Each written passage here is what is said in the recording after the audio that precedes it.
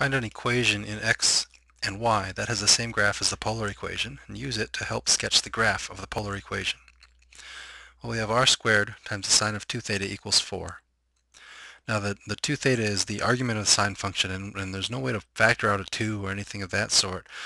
So we don't have any way to get, at least initially, to get to our basic forms of substitutions that we use when we're trying to convert a polar equation, those being x equals r cosine of theta and y equals r sine of theta, and of course x squared plus y squared equals r squared.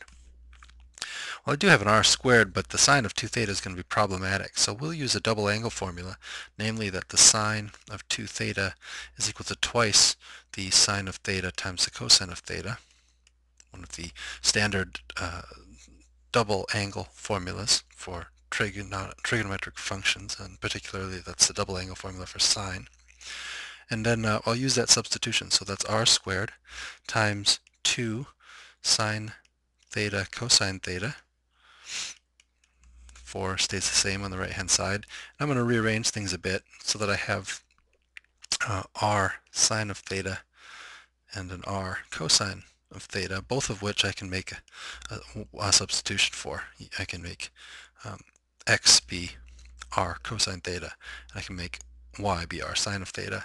So let's do that. This r sine theta is a y, this r cosine theta is an x, still have a 4. And if I solve that for y, by dividing both sides by 2x, I see that I have a 2 left on top and an x in the denominator.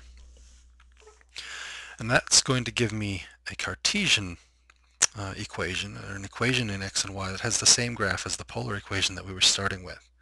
Now, we should know that a graph like this, an equation like this, will have a graph that's the shape of an inverse function. And in particular, we might plot a point just to get the shape approximately right. If we put in a 1 for x, we'll get a 2 for y. So there's a 1 point on the curve, and now an inverse function of the form y equals a over x will have this some sort of behavior. Similarly, if I put in -1 for x, I'll have a -2 for y, and I'll be down here, and the shape of the remaining graph is going to look something like this. And that's a decent approximation to the graph of the polar equation we were given.